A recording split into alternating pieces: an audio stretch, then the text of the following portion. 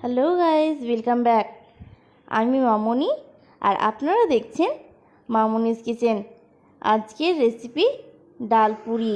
এই খাবারটা আপনি বাচ্চাদের টিফিনে করেও দিতে পারেন এবং বাড়িতে গেস্ট এলেও বানাতে পারেন। তাহলে চলুন শুরু করা যাক। ডাল পুরি বানানোর জন্য প্রথমে এখানে নিয়ে নিয়েছি ময়দা এবং সুজি। এবার ভালোভাবে মিক্স করে নেব। দেব 1 চামচ চিনি, 1 চামচ কালো জিরে, স্বাদ মতো নুন, দেব রিফাইন্ড অয়েল। আপনি যেমন মুচমুচে করবেন সেই হিসেবেই কিন্তু এখানে তেল দিতে হবে। এবার ভালোভাবে মিক্স করতে হবে। যতক্ষণ কিন্তু ময়দাটা এরকম না হবে ততক্ষণ কিন্তু মিক্স করেই যেতে হবে। ভালোভাবে মিক্স করা হয়ে গেছে। এবার জল দিয়ে ময়দাটাকে মেখে নেব।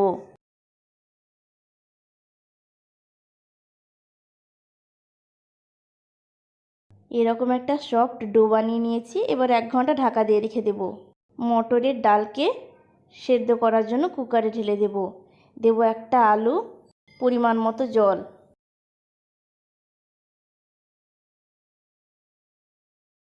আট থেকে 10টি সিটি দেব।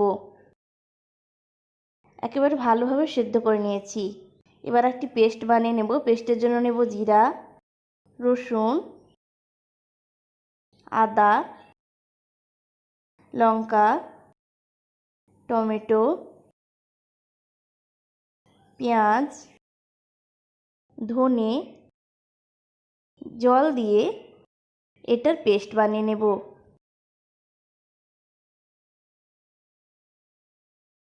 এবারে কড়াইয়ে প্রথমেই দিয়ে দেব সর্ষের তেল।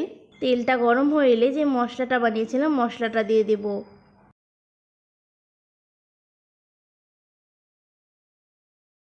মশলাটাকে কিন্তু ভালোভাবে ভাজতে হবে যাতে এর কাঁচা গন্ধটা একেবারেই চলে যায়। এতে দেব একটুখানি কাশ্মীরি লঙ্কার গুঁড়ো। এবারে মিক্স করে দেব। দেব একটুখানি শাহি গরম মশলা।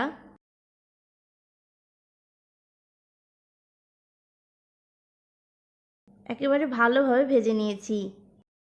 সেদ্ধ করা ডালের ওপর দেব স্বাদ মতো নুন, মিট মশলা। এবারে ডালগুলোকে কিন্তু জল না দিয়েই মিক্সারে মিক্স করে নিতে হবে।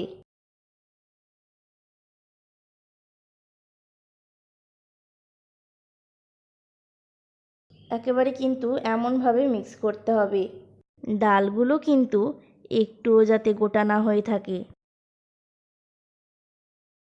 যে ময়দাটা মেখে রেখেছিলাম সেগুলি একটু হাতে নিয়ে এই রকম শেপ দেব। এতে একটু ডাল ভরে দেব। এবারে ভালোভাবে বন্ধ করে দেব। একটু রিফাইন্ড অয়েল লাগিয়ে বেলে নেব। এখানে কিন্তু খুব হালকা হাতেই বেলতে হবে, না তো কিন্তু ডাল বেরিয়ে যাওয়ার ভয় থাকে।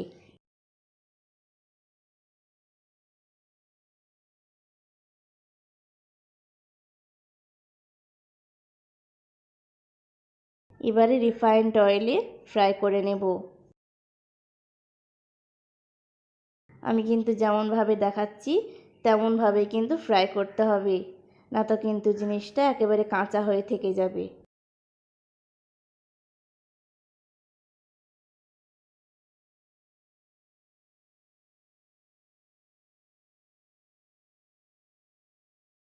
এইরকম গোল্ডেন কালার করে ভেজে তুলে নেব।